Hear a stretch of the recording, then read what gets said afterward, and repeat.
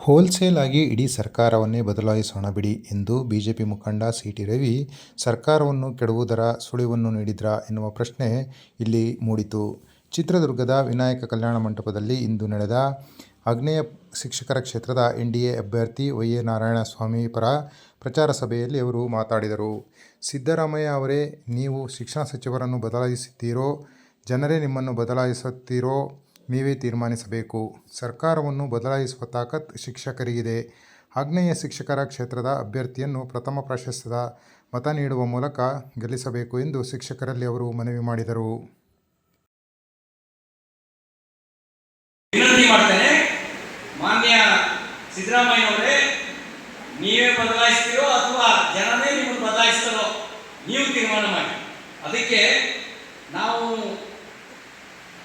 ಆ ದಾವಣಗೆರೆಯಲ್ಲಿ ಕೇಳಿದಂಥ ಶಿಕ್ಷಕರಿಗೆ ಹೇಳಕ್ ಬಯಸ್ತೇವೆ, ರಿಟೈಲ್ ಆಗಿ ಯಾಕೆ ಹೋಲ್ಸೇಲ್ ಆಗಿ ಬದಲಾಯಿಸೋಣ ಬಿಡ್ರಿ. ನೀವು ಯಾಕೆ ಒಬ್ಬೊಬ್ರು ಮಂತ್ರಿನೇ ಬದಲಾಯಿಸೋಣ ಅಂತ ಕೇಳ್ತೀರಿ, ಸರ್ಕಾರನೇ ಬದಲಾಯಿಸೋಣ, ಹೋಲ್ಸೇಲ್ ಆಗಿ ಬದಲಾಯಿಸೋಣ.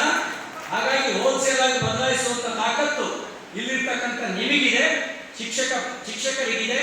ಅದಕ್ಕಾಗಿ ನಿಮ್ಮ ಹತ್ರ ವಿನಂತಿ ಮಾಡ್ತೇನೆ, ಆಗ್ನೇಯ ಶಿಕ್ಷಕರ ಕ್ಷೇತ್ರದಲ್ಲಿ ಪ್ರಥಮ ಪ್ರಾಶಸ್ತ್ಯದ ಮತವನ್ನ ನಮ್ಮ ವೈಎಎನ್‌ನವರಿಗೆ ನೀಡುವ ಮೂಲಕ ಅವರನ್ನು ಅತಿ ಹೆಚ್ಚಿನ ಮತಗಳಿಂದ ಗೆಲ್ಲಿಸಬೇಕು ಅಂತೇಳಿ ವಿನಂತಿ ಮಾಡಿ ತಮ್ಮೆಲ್ಲರಿಗೆ ವಂದಿಸಿ ತಮ್ಮ ಬೆಂಬಲಕ್ಕೆ ಅಭಿವಂದಿಸಿ ನಾನು ಮಾತು ಮುಗಿಸ್ತೇನೆ. ನಮಸ್ಕಾರ.